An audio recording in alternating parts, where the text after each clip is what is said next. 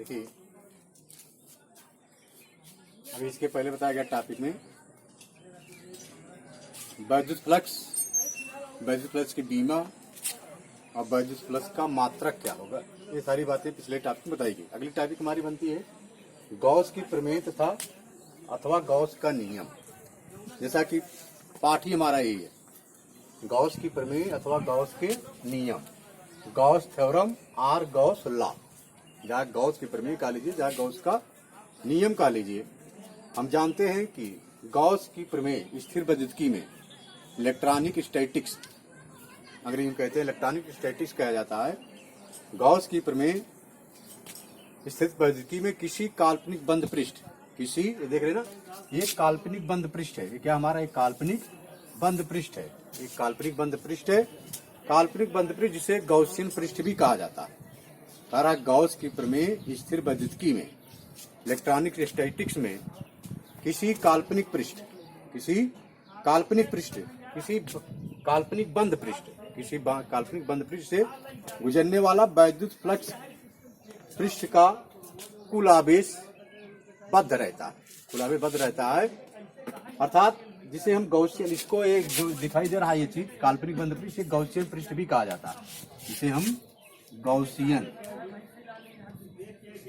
Gaussian पृष्ठ भी कहते हैं।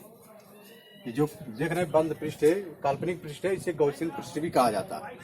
कह रहा है कि गॉस की प्रमेय स्थिर विद्युतिकी में अर्थात इलेक्ट्रॉनिक स्टैटिक्स में किसी काल्पनिक बंद पृष्ठ है, किसी काल्पनिक बंद पृष्ठ जिससे होकर गुजरने वाला वैद्युत फ्लक्स तथा पृष्ठ पर परिबद्ध कुल आवेश होता है। मतलब कुल नेट आवेश हमारा इसी पर होता है, जिसे हम गॉसियन पृष्ठ भी कहते हैं। जो आवरण बाहरी दिखाई दे रहा है गॉसियन पृष्ठ ही। अगर कोई पूछता है गॉसियन पृष्ठ किसे कहते हैं, कहते हैं आप कि गॉस की प्रमेय स्थिर विद्युतिकी में जिसके किसी काल्पनिक बंद पृष्ठ, किसी काल्पनिक बंद पृष्ठ, किसी काल्पनिक बंद पृष्ठ जिसे गॉसियन पृष्ठ भी कहा जाता है।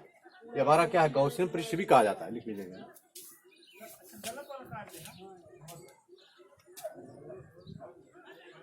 किसी बंद पृष्ठ से होकर, किसी बंद पृष्ठ से गुजरने वाला वैद्युत फ्लक्स, किसी बंद पृष्ठ से होकर गुजरने वाला वैद्युत फ्लक्स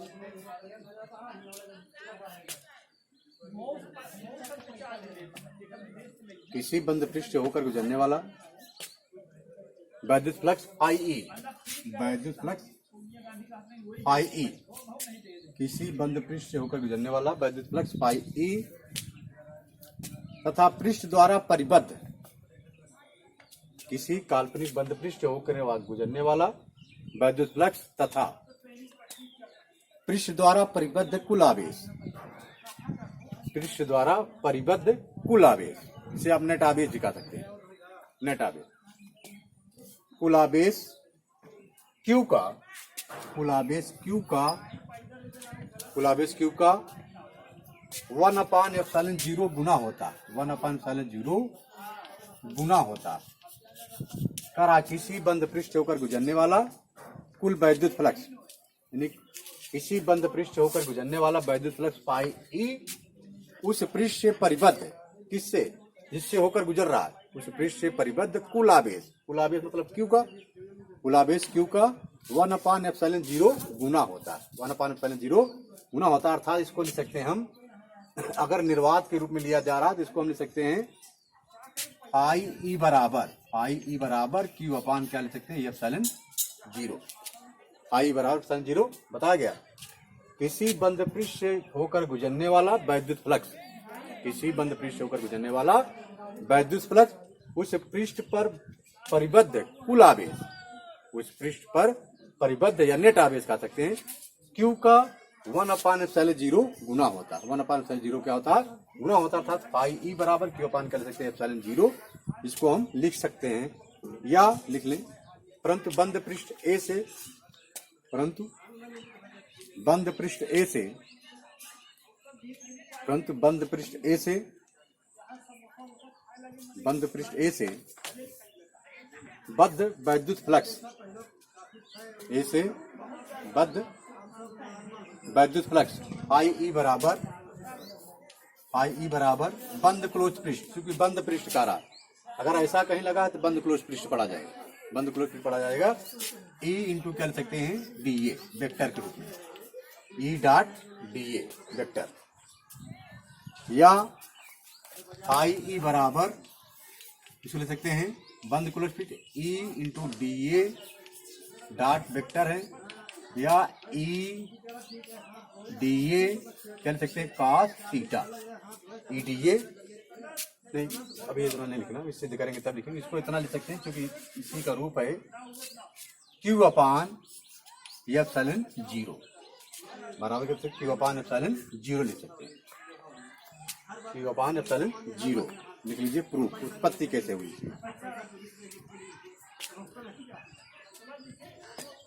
देखिए ये गॉस पर हमारी वैद्युत फ्लक्स और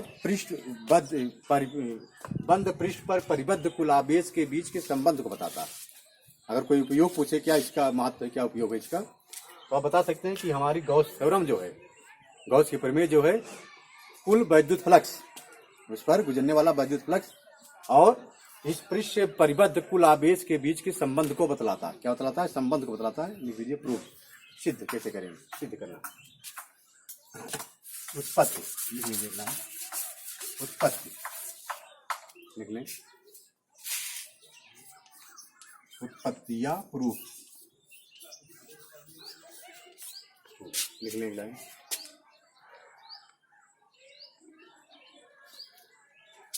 एक कृपा देखा दो लड़कियां आ गया हमारे,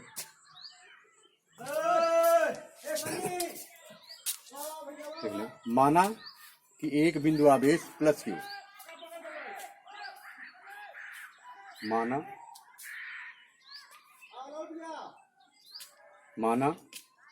एक बिंदु आवेश प्लस क्यू, माना एक बिंदु आवेश प्लस क्यू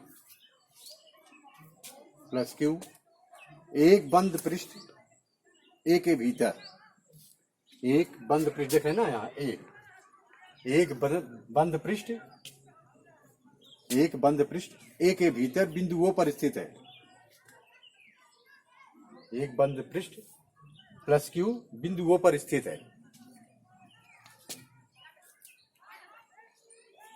इस पृष्ठ पर एक बिंदु पी के चारों ओर, इस पृष्ठ पर एक बिंदु पी के चारों ओर देख रहे हैं, बिंदु पी है,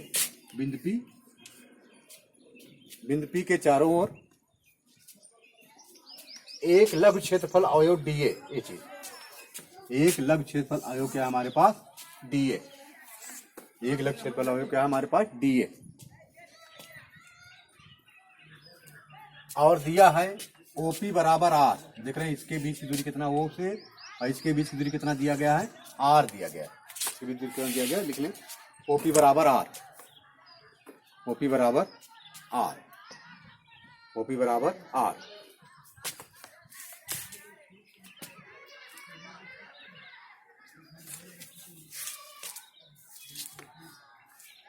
कामा क्षेत्रफल अवयव डीए, क्षेत्रफल अवयव डीए, क्षेत्रफल अवयव डीए को कामा पृष्ठ पर अभिलंबवत, को पृष्ठ पर अभिलंबवत खींचे गए वेक्टर डीए को प्रदर्शित करता है। डीए खींचे गए वेक्टर डीए को प्रदर्शित करता, डीए को प्रदर्शित करता, डीए को प्रदर्शित करता। देखिए क्षेत्रफल अवयव डीए से होकर गुजरने वाला, क्षेत्रफल अवयव इससे करा, क्षेत्रफल अवयव डीए से होकर गुजरने वाला बाहर की ओर दृष्ट वैद्युत फ्लक्स, बाहर की ओर दृष्ट वैद्युत फ्लक्स डी फाई ई लिख सकते हैं, डी फाई ई, क्योंकि अब लघु अवयव पर विचार किया जाए, इसे डी फाई ई लिखा जा रहा है। डी फाई ई बराबर लिख लें, डी फाई ई बराबर E D A, E into D A बराबर लिख सकते हैं E into D A cos theta, E into D A cos theta. Theta क्या है? थीटा ई और डी ए के बीच के क्या है? कोण है। देख रहे ना, ये डी ए है क्या हमारा? ये जहां थीटा हमारा ई और डी ए के बीच का क्या है? कोण है। ई और डी ए के बीच का क्या हमारा कोण? थीटा। हम जानते हैं वैद्युत क्षेत्र क्या होता है, ई बराबर होता है, लिख लीजिए 1/4 पाई एप्सिलॉन 0 क्यू अपान क्या होता है आर स्क्वायर, क्यू अपान क्या होता है आर स्क्वायर। अब मान रखेंगे यहाँ पर, ठीक है, डी फाई ई बराबर लिख सकते हैं, मान रख लेंगे, मान वैल्यू रखेंगे, मान रखेंगे डी फाई ई बराबर लिख सकते हैं, ई की जगह हम रखेंगे 1 कितना 4 पाई एप्सिलॉन 0 लिख सकते हैं ना।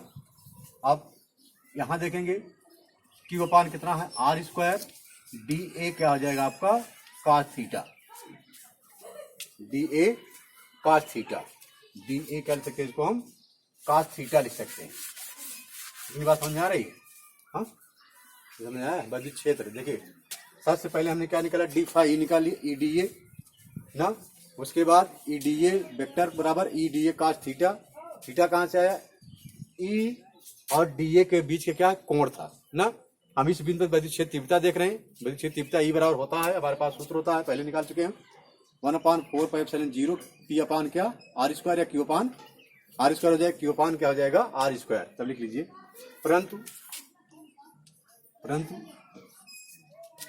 D A cos theta upon R square, D A cos theta upon R square बराबर क्या हो जाएगा, कल निकाला गया था उसमें डी ओमेगा, क्षेत्रफल अवयव डी ए के द्वारा बिंदुओं पर अंतरित कोण है, लिख लीजिए यहाँ ब्रैकेट में, क्षेत्रफल अवयव डी ए के द्वारा केंद्र पर अंतरित क्या है कोण, क्या हमारा अंतरित कोण होता है, इसलिए डी फाई ई बराबर लिख सकते हैं, डी फाई ई बराबर लिख सकते हैं, डी फाई ई बराबर लिख सकते हैं, हमारे पास आपके आ गया है क्यू अपान 4 पाई एप्सिलॉन 0 इंटू क्या हो जाएगा डी ओमेगा, क्या हो जाएगा D omega, D omega, D omega, इसको लिख सकते हैं वेक्टर रूप में, लिख लीजिए संपूर्ण पृष्ठ ए से बाहर की ओर, संपूर्ण पृष्ठ ए से बाहर की ओर या बाहर की ओर जाने वाला कुल फ्लक्स, बाहर की ओर जाने वाला कुल फ्लक्स क्या हो जाएगा, डी फाई हट जाएगा, क्या हो जाएगा यहाँ पर फाई ई, जाने वाला कुल फ्लक्स फाई ई बराबर बंद क्लोज पृष्ठ ई इंटू क्या हो जाएगा आपका डी ए वेक्टर के रूप में बराबर क्यू अपान वही लिख देंगे मान पूरा, क्यू अपान क्या हो जाएगा 4 pi epsilon 0 into D omega, D omega यहाँ बंद क्लोज पृष्ठ लग जाएगा, क्योंकि इसका मान रख रहे हैं, ई का मान रख दिए हम, इतना हमको मिल गया, या लिख सकते हैं परंतु डी फाई लिख सकते हैं परंतु पाई डी ओमेगा बराबर 4 पाई, इतना बराबर क्या आता है 4 पाई, कल हमने सिद्ध किया था पिछले वीडियो में, सिद्ध किया था, मान रख लेंगे पाई ई बराबर यहीं पर मान रखेंगे क्यू अपान 4 पाई एप्सिलॉन 0 इंटू क्या हो जाएगा 4 पाई, इतना होता है 4 पाई कट गया ना, तो पाई ई बराबर क्या मिल गया हमको क्यू अपान का एप्सिलॉन 0, गॉस की प्रमेय हमारी सिद्ध हो गई, गॉस की प्रमेय, यही गॉस की प्रमेय है, क्या ले सकते हैं, यही गॉस की प्रमेय है, यही गॉस की प्रमेय है, यही गॉस की प्रमेय है।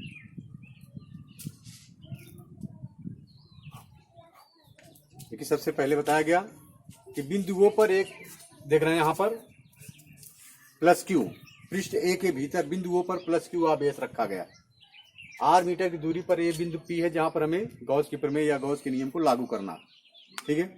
हमने बताया कि क्षेत्रफल अगर डीएस होकर जाने वाला वैद्युत फ्लक्स निकाल लेंगे, क्षेत्रफल अगर डीएस होकर जाने वाला वैद्युत फ्लक्स निकालेंगे, डी फाई ई बराबर E D A cos vector के रूप में बराबर E D A cos theta हो जाएगा। लेकिन हम जानते हैं कि कास थीटा जो लिखा जा रहा है ई और डी ए के बीच का कोण है, इसके बीच का कोण माना गया है, इसलिए बिंदु पी पर वैद्युत क्षेत्र तीव्रता हमने निकाल लिया, ई बराबर पहले निकाल चुके हैं 1/4 पर एप्सिलॉन 0 Q/r²। तो हम यहाँ पर मान रख देंगे ई की जगह ना D A cos theta upon R square. हम जानते हैं कि केंद्र के ओ पर अंतरित घन कोण होता है, वहां पर ये आपका मान रख सकते हैं, इतना आ जाएगा। और इसका बराबर होता है, क्या मान हमारे पास होता है 4 पाई डी ओमेगा बनेगा। डी ओमेगा से हमारा मान क्या मिलेगा, 4 पाई मिल जाएगा। अब 4 पाई कट जाएगा, फाई ई बराबर क्यू अपान क्या हो जाएगा, एप्सिलॉन जीरो। अर्थात किसी बंद पृष्ठ होकर गुजरने वाला विद्युत फ्लक्स फाई ई उस पृष्ठ पर परिबद्ध कुल आवेश नेट आवेश का क्या होता है, 1 अपान एप्सिलॉन जीरो गुना होता।